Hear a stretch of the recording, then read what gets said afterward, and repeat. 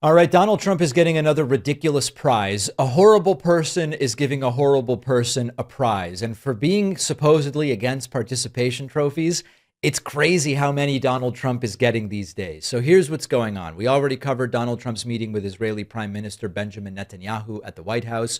During their post-meeting press conference, Netanyahu announces that he is awarding the Israel Prize to Donald Trump. And Trump's response was, wow, I'm so surprised and I really appreciate that. And of course, he's going to put that on the shelf next to his FIFA Peace Prize and his made up, what was it that he used to say, his Michigan Man of the Year or something like that from 30 years ago. So I want to be really upfront about what's happening here. And this has nothing to do with achievement. This is validation. This is Netanyahu. You could say Netanyahu is horrible, but as far as the prize goes, you could say, oh, Netanyahu's so dumb by giving this to Trump. Or you could say, actually, Netanyahu's playing Donald Trump like a fiddle, and he's smart to do exactly this. This is optics. Trump wants the applause. He wants the recognition. He wants to be able to have something and point to it and go, look, they love me. They love me.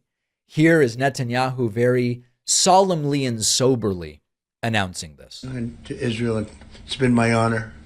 And the award that I was given was really surprising and very much appreciated.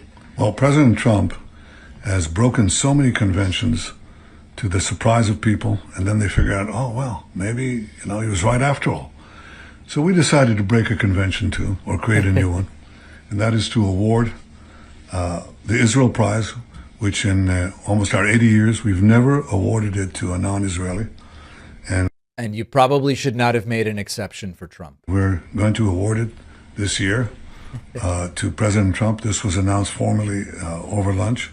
Wow. The beautiful lunch announcement that they made. Remember the so-called FIFA Peace Prize? Trump stood there beaming, accepting an award that came into existence 5 minutes before it was given to Donald Trump from an organization that doesn't give Nobel-style peace prizes. And Trump brags about ending wars that are still happening.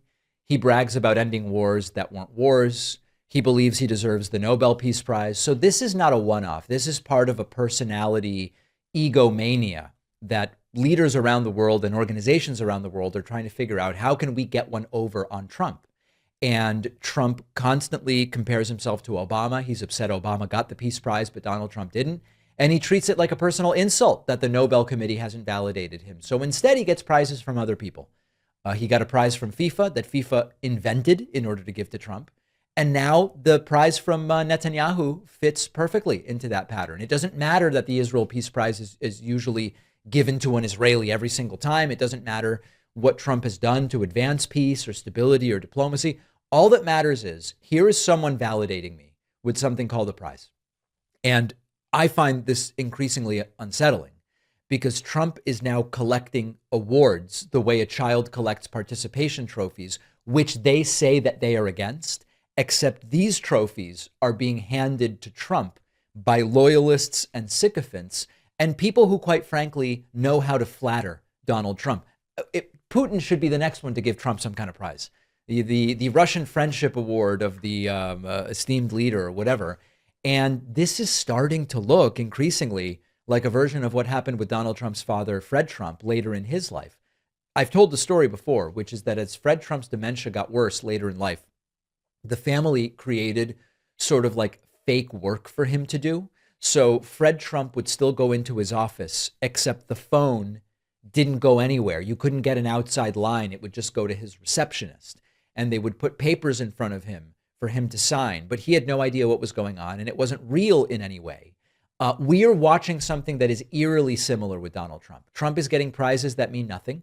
He's being given prizes. In some cases, the prizes are real. But Trump is not deserving of them. And the explanation for why Trump is getting it doesn't really make any sense. And then he talks about wars that he ended, that he didn't really end. And people around him go, yes, sir, of course you ended the wars. Nobody corrects him. He says, oh, people are coming from insane asylums. And nobody goes, actually, they're requesting political asylum. It has nothing to do with insane asylums. And every single one of these things reinforces the bubble. When Trump says 500 times they're coming from insane asylums and no one corrects him, it reinforces the bubble around Trump.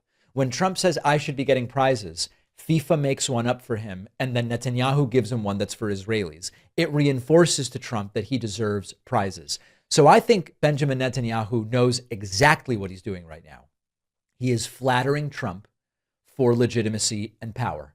FIFA did it, and everybody who plays along is doing it. This is not what I would call this is a management of Trump. People are figuring out how to manage Trump.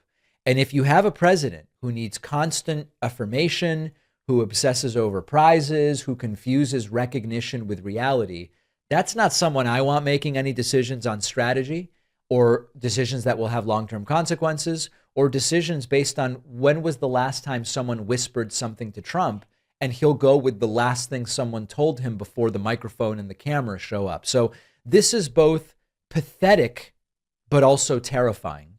And we really need to figure out how to get the hell out of this situation. Thanks for watching. Check out another one of our videos and make sure to subscribe so YouTube keeps our content in your feed. And if you prefer audio, subscribe to the podcast on Spotify or Apple.